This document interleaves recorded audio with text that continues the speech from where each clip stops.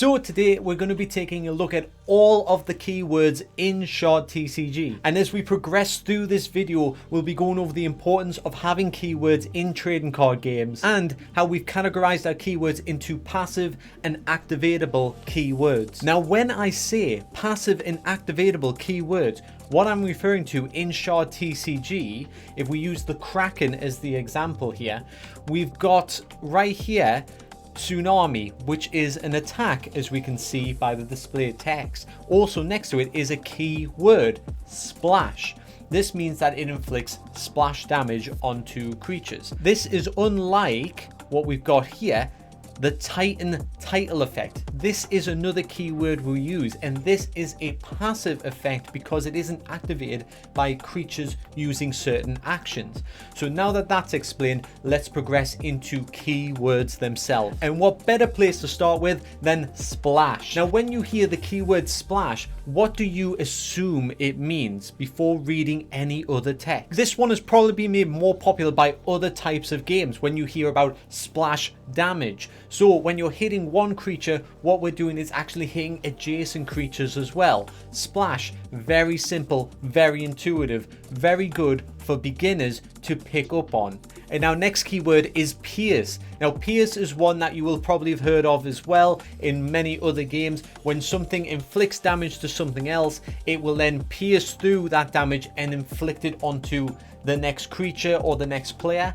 In Shard TCG, we have it where if you destroy a creature with Pierce, any excess damage will be inflicted onto the opponent. So it's like the basic rules of Yu-Gi-Oh! If a creature is destroyed in Yu-Gi-Oh!, it will then damage your opponent's life points. Okay, and next up is Sap. Now, Sap is a little bit more unique to Shard because when you think of the word Sap, what do you think that this effect actually does? Well, in Shard TCG, Sap will actually force the creature to fall asleep. So for people who don't know, in Shard TCG, we have 3 states for our creatures. We have a sleeping state, a resting state, and a ready state. So if a ready state creature got hit with a Sap, it would go into a sleeping state. And then it would take 2 turns to then actually wake up as it goes into resting and then eventually a ready state. And the next keyword that I'm covering is Swarm. Now, Swarm in Shard TCG allows multiple creatures to combine their strength together and then move as one unit and attack. You would select a leader of the swarm to lead the swarm, and they would be the only one at risk of damage. Now, we do have some other keywords that interact with Swarm in different ways. You can check that out in the rules section in shardtcg.com if you want to go through more of the intricacies. But today I am just covering the basics. So Swarm combines lots of creatures that have the same attack, and you move in as one unit with only the swarm leader at risk of actually receiving damage, while the rest of the creatures are merely just lending their strength. Now for the scariest keyword of them all, Fear. Now, when we think of fear, this could be interpreted many different ways, and I feel like this keyword is a little bit more out there for some players. But what we've introduced in Shard TCG with the fear action effect is that when a creature would attack with fear, it essentially creates a 1v1 situation where other creatures around that creature can't assist that one lone creature. Those other creatures are frozen in fear, and there's not much more you can do. But like I said, fear is something that could be interpreted in lots of different ways. So if you've got any other ideas of how you could incorporate a fear keyword into another type of game, give me a quick description in the comment section below, because I'd be really curious to see how everybody else's minds actually work with this one. Okay, and the next one we have up isn't really as open to interpretation as fear. We have Direct. Now, direct as a keyword really does just do what it says on the tin. You are able to directly attack your opponent without other creatures or anything interfering with that. Now, of course, in Shard TCG, we might have some other keywords that will interact with direct in different ways to perhaps prevent that sort of easy go for the throat play mentality, but we will be getting to those later in the video. And I would just like to take a quick moment to ask if you are getting value out of this video. Don't forget to hit that subscribe button and hit that like button to show your appreciation. Let me know that I am doing something right by making this type of content, and then I will make more of this type of content in the future. Thank you very much. All right, and next up is the keyword wounding.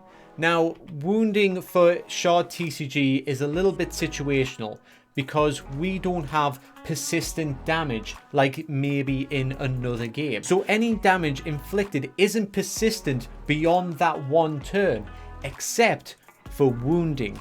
If we've got a creature that has wounds on it, it is subtracted from their maximum health. So we have persistent damage within Shard TCG. Okay, and moving on to a more obscure keyword. Dissolve. I'm just going to give everybody a quick chance in the comment section to guess what dissolve is if you're not too familiar with Shard TCG. Okay, are we ready? So in Shard TCG, dissolve is a way of negating block actions. So if a creature is trying to reduce the damage that they would receive with a block action, that value of the block is completely wiped out.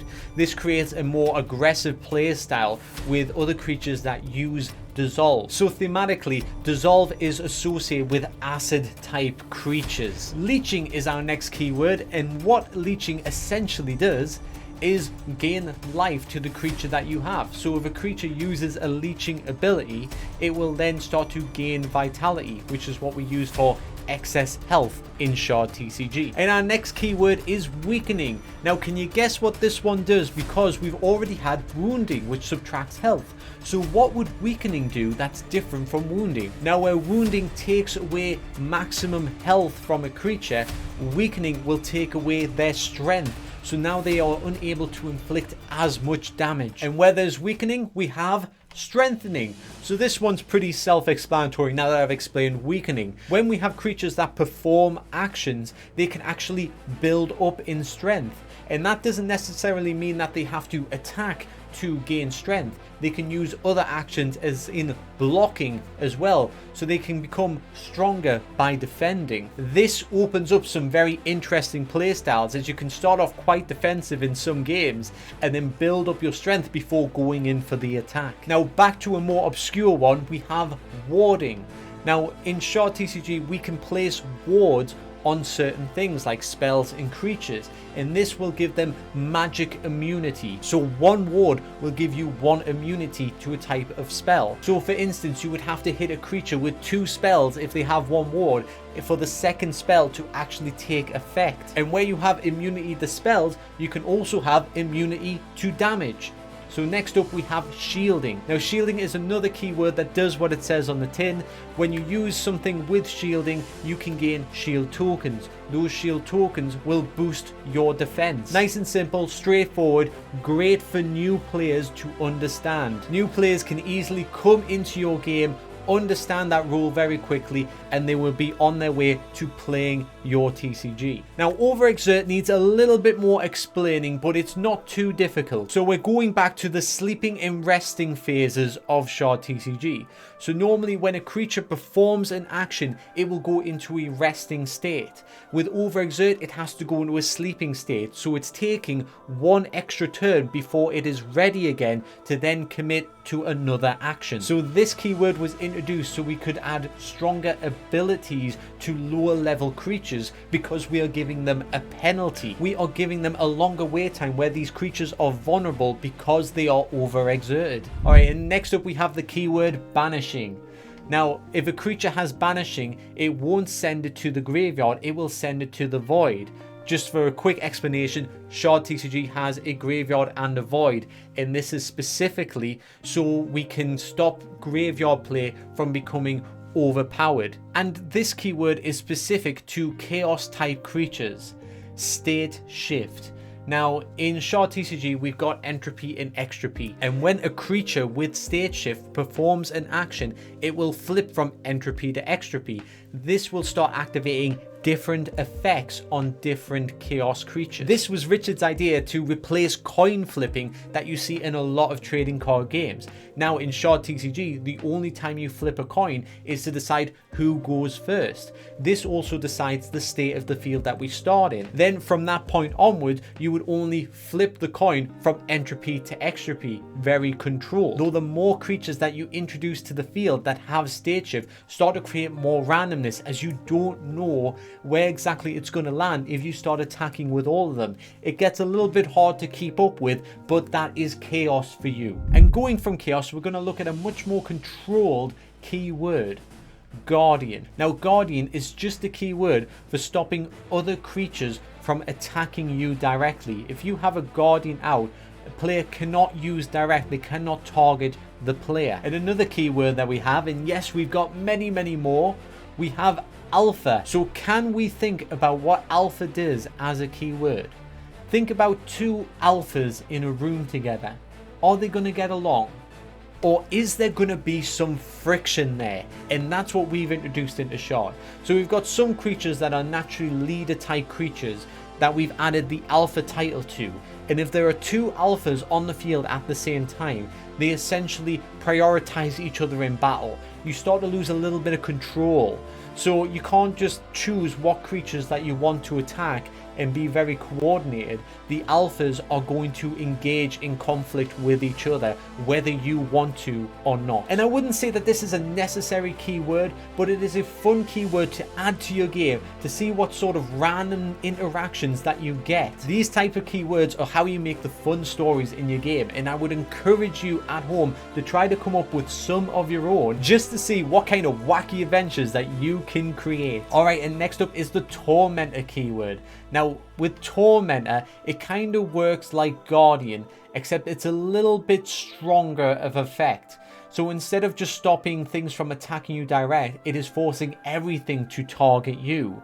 So this can be more important, and sometimes this can be detrimental. This is why we have both of these keywords. So with Guardian, things aren't forced to attack a Guardian. Guardians will forcefully take the damage of anything trying to attack your life specifically. Where with Tormentor, everything wants to attack a Tormentor. So if your goal is to keep your Tormentor alive, it's going to be a lot harder to do so when everything is trying to attack it. Okay, and next up is Champion. So with Champion, you can only have one of these on your side of the field at one time, because that creature is your champion. This is a good way of limiting powerful cards on the field. You don't want multiple versions of this champion card that you've selected. So something with a very powerful effect that can run away easily, it would be a really good idea to give it something like a champion title, which automatically caps how many they can have on the field without capping how many that you can have in your deck. And back to a little bit more of an obscure one here, we have Zealot. Now the word Zealot is associated with fanatics, something that's a bit over the top. So what kind of title would we give a creature that is over the top? We give it to a creature that can actually attack twice, or use an action twice, we should say. So the whole idea of a Zealot is it can do twice as much during that turn. And we hope that associates quite nice. We found it was a very cool word. It wasn't completely obvious exactly what that keyword would symbolize in the game. So there is a little bit for players to learn. If you can think of a better keyword that would actually work in this, I would be very interested in knowing that. So don't keep it a secret, because you know where to write it up, and I am always checking the comments section for little ideas like that. So if you've got an alternate word for Zealot that probably doesn't sound as cool, because Zealot sounds cool. So the next keyword that we have feels very on the nose. It's Cloaked.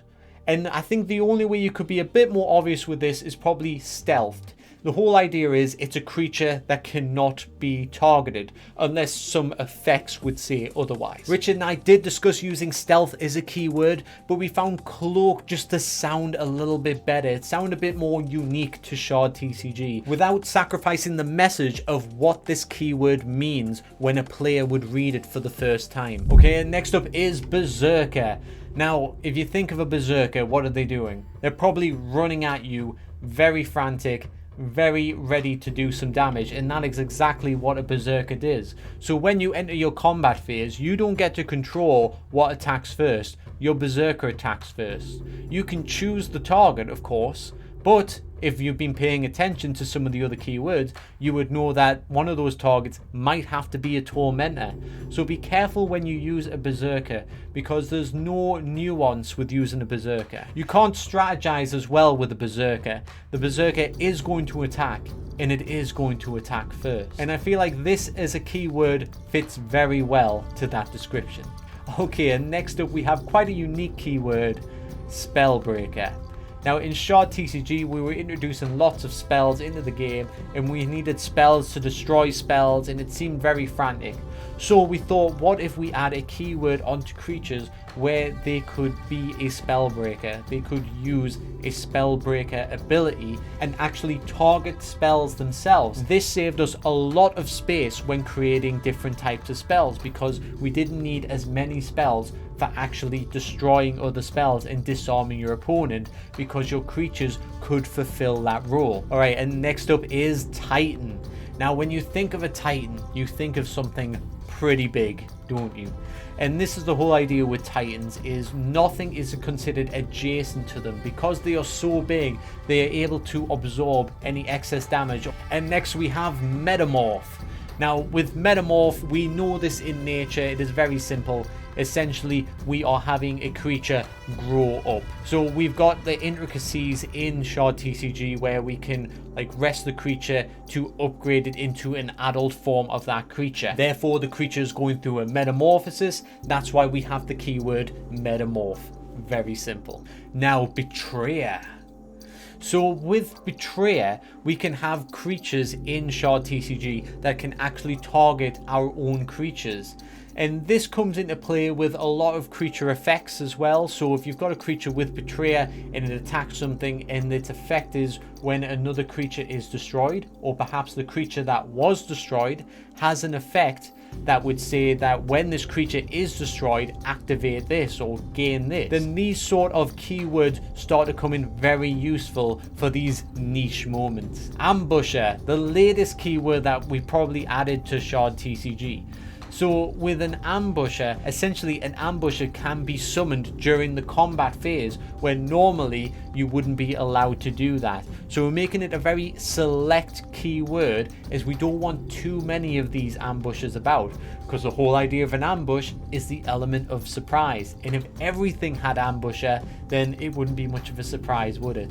So use this one sparingly if you're wanting to add it to your own TCG, or if you're coming into Shard, don't expect every creature to have this type of effect. And that wraps up all 28 keywords from our action effects and our titles in Shard TCG. I hope that you've learned something today if you are coming in looking to learn Shard TCG, or if you're just researching for your own TCG. But thank you very much all the same, and I'll see you guys next time. Goodbye.